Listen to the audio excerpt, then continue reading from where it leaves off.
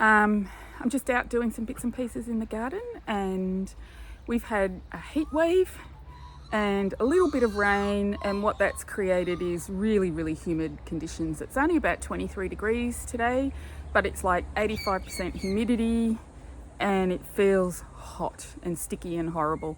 So because of that, I've had to come out and do some pruning, because the mildew can just take over the garden in this sort of weather. So I'll just show you what I've done to help combat that problem. So here are some of my tomatoes, and I've got a bit of a succession planting going here. So I sowed these a while ago, and then these ones a couple of weeks later. So you can see there's not many on that plant, but these plants are just about done. And what I do is I prune them really heavily to increase the airflow, and I top them out. So these tomatoes would grow all the way up there if I let them, but I don't. I keep them at that height. I let them grow a crop, and then I pull them out because they get blight. The plant just doesn't cope with the humidity. So I'm happy with this first crop, and then I discard the plants, and then I start a new lot. To keep the fruit flies away, I've just started using these little traps, and you just tip in the liquid that comes with it. It's like a vinegary, sweet sort of smelling stuff, and it's really successful. I don't know if you can see all the dead fruit flies in there. I've also got these other little lures, and I just tip some of the stuff on that, and that's really good at killing the fruit flies.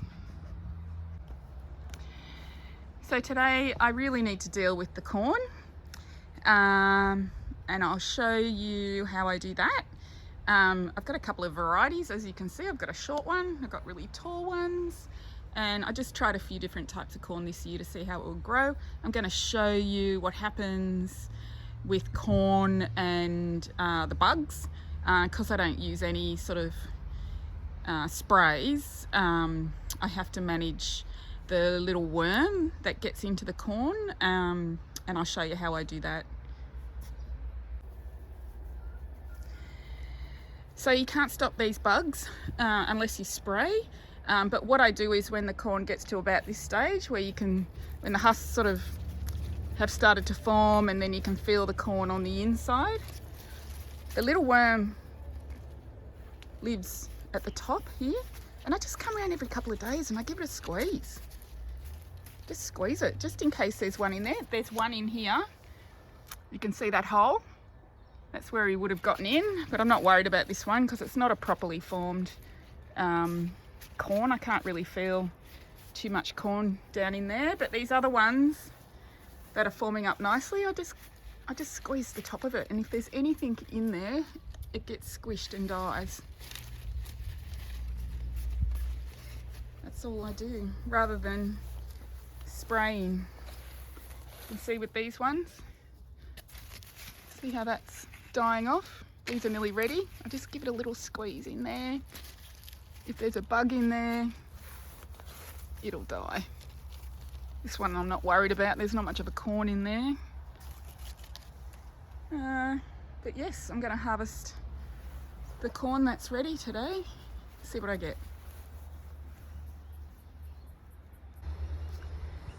So this corn over here is ready.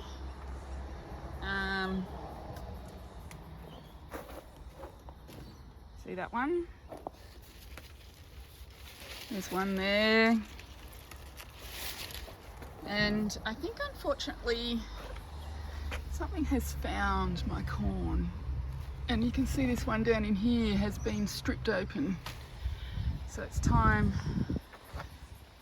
for this stuff to get harvested if we've got a mouse or a rat that's found the corn.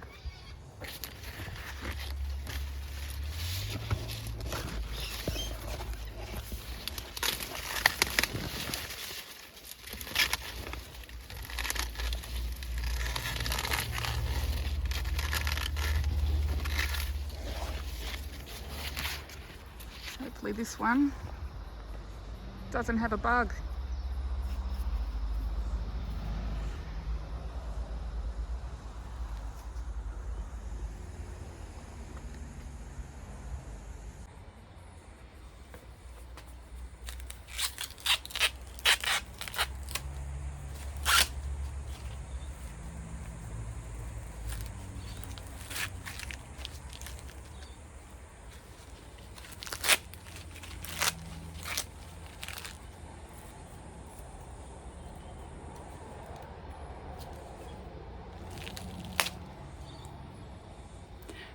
corn.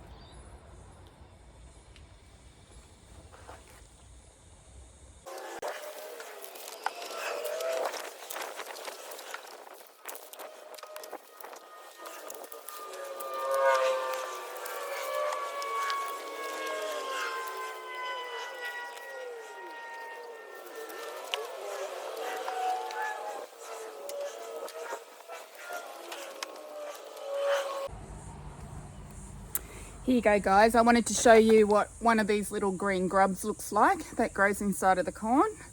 You can see this grub here. See him? There he is.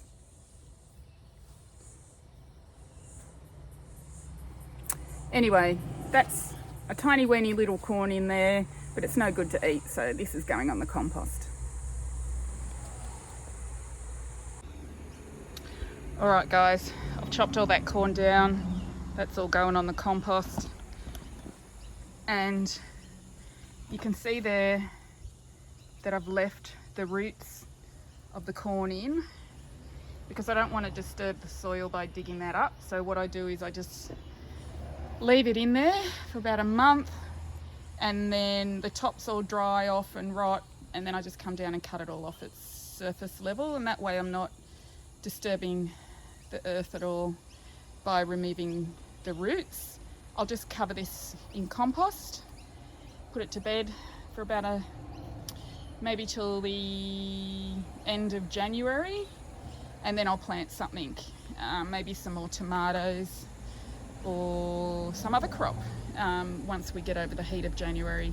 But that is a whole heap of comfrey, so that was growing through the garden bed, so I've just pulled that out and put that on top because that makes a really good compost. It builds the soil, and there's an old random celery and parsley plant that I've left in there, and quite often I'll just chop them off, and then in the cooler weather they'll just spring back to life, and we'll have parsley and celery over the winter months. So that's the first lot of corn.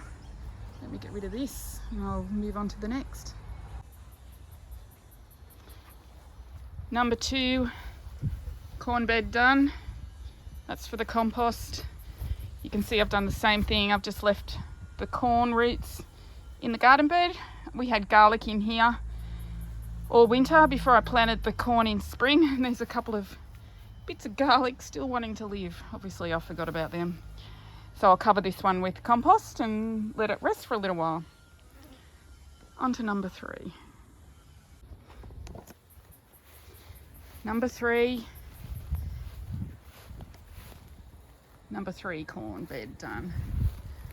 It's living in there with the asparagus.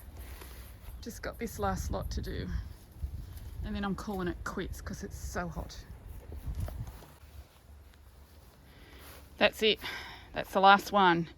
And there's the manky old spinach I uncovered underneath all that, so I've got to chop that out and put that on the compost. But it's a bit hot now. Let's see how much corn I got. So there it is, all my corn. You may ask yourself, what's one person going to do with all that corn? How do I possibly eat all that?